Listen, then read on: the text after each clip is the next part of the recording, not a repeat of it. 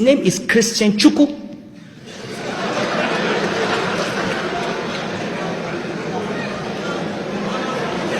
He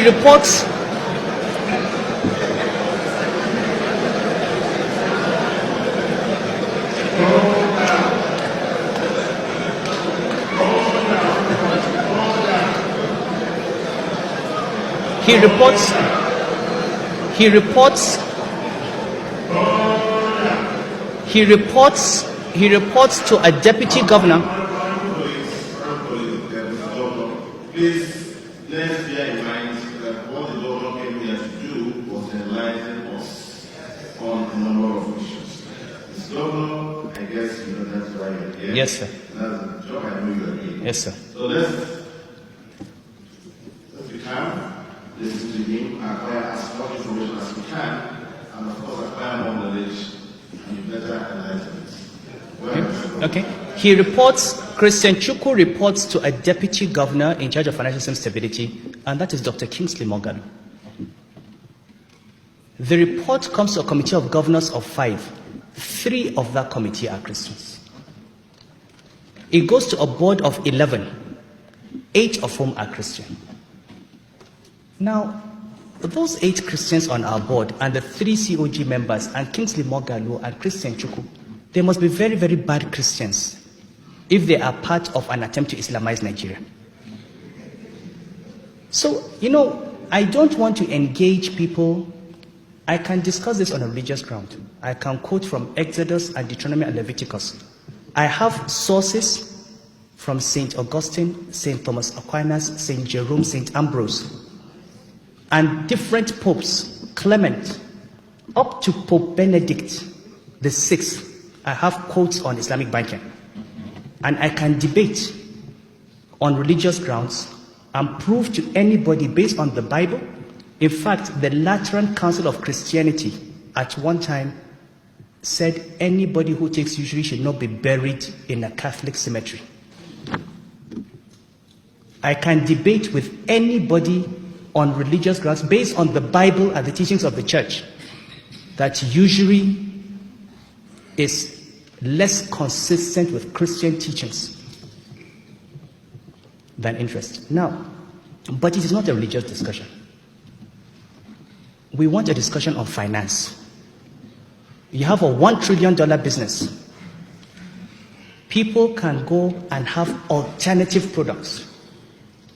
Those who don't want to take interest or give interest can have access to banking services, whether it's for religious grounds or ethical considerations.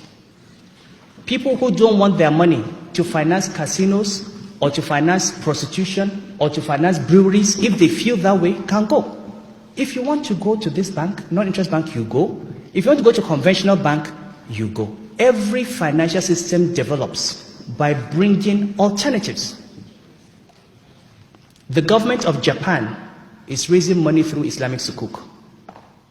The government of the United States has raised money through Islamic Sukuk.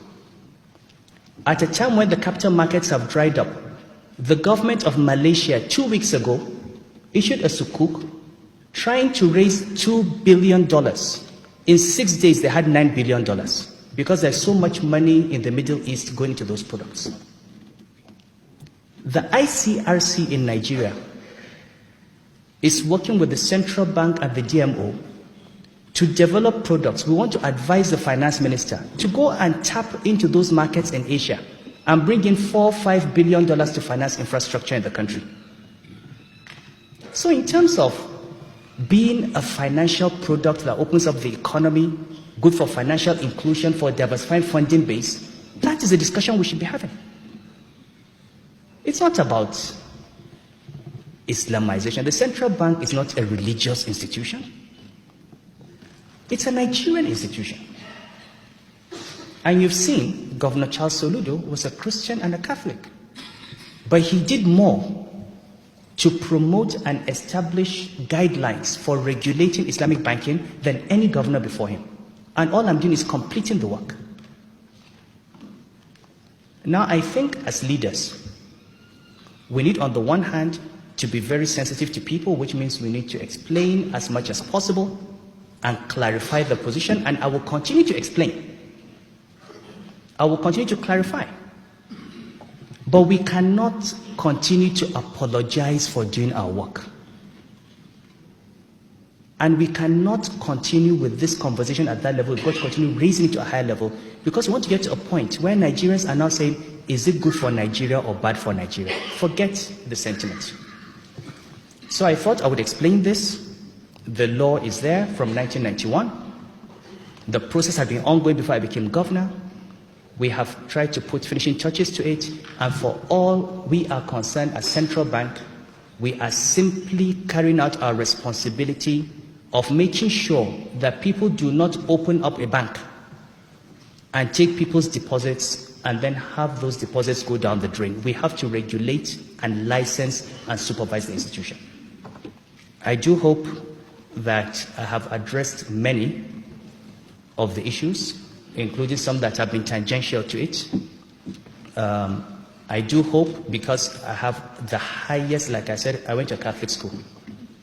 The reason I have not come out to reply to bishops or to reply to cans is because I have to continue respecting religious authorities.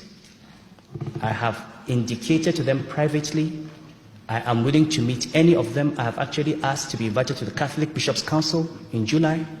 I'm willing to go to Cannes. I'm willing to go to any church. I'm willing to go to explain to anyone who wants to understand what we are doing and why we are doing. But I don't want this to be a religious conversation. I don't want it to be an emotional conversation. I want to be discussing about finance, about economics, about regulation, about financial inclusion, because I'm the governor of a central bank. I'm not on a pulpit. And many of these leaders, unfortunately, get fed information and misinformation by people that they believe is true. I don't think that the bishop who said I was firing Christians just sat down and concocted it. Somebody that he believed maybe was telling him the truth would have gone to make that allegation. When I became governor of Central Bank, people called me and said, you know, Governor Soludo had sacked all the northerners and I filled place with Igbos. My deputy governors know. I asked for the list of directors. If anything, the Igbos were underrepresented under Governor Soludo at the senior level. But people believed it. People, senior people were calling me. Because somebody maybe who didn't get a promotion had gone around to tell them that it's because he's from the north. And this is, I think, what we need to guard against as leaders at mischief. I think that what I should do, Mr. Speaker, is I have said enough, and I should take questions and try to answer if that is your wish. Thank you very much, Mr. Governor. Thank you very much, Mr. Governor. My name is may do us Thank you, sir. My name is not a question and answer session, and we do not intend to make it as such. You have been invited by us to enlighten us on two subjects. I am certain that a number of us are satisfied.